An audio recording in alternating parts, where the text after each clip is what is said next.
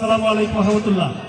আমি খুব অল্প পরিসরে বলতে চাই যে আমি আপনাদেরকে কৃতজ্ঞতাবোধ, ধন্যবাদ এবং মুবারকবাদ জানাচ্ছি। আপনারা আপনাদের দোয়ার মধ্যে আমাকে সামিল রেখেছিলেন, আপনারা আমাদের সাথে রেখেছিলেন, আপনারা আমাকে আপনাদের সমর্থন ব্যক্ত করেছেন নিঃস্বার্থভাবে, যার বদৌলতে আপনাদের সেবায় আমাকে কাজ করার সুযোগ আল্লাহ দান করেছেন।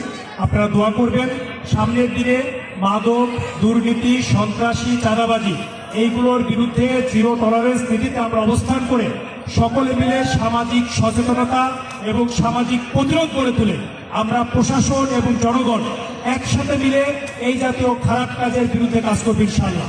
আমরা ঈদের পর থেকেই আজকে দেখেছেন মাদক দ্রব্য অধিদপ্তরের একজন অফিসার এখানে আছেন যিনি চুয়াডাঙ্গার বস।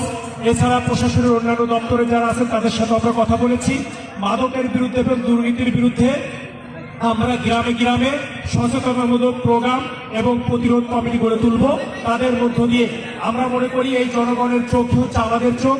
আপনাদের চোখ সজাগ থাকলে আমরা সজাগ থাকব, আপনারা সচেতন থাকলে আমরা সচেতন থাকব। এই কারণে দেশ আমাদের, সমাজ আমাদের, আমরা এটা গড়ে তুলব ইনশাআল্লাহ। এজন্য এই দায়িত্ববোধের জায়গা থেকে সবাই কাজ করবেন। প্রবাসী ঐক্য পরিষদকে ধন্যবাদ।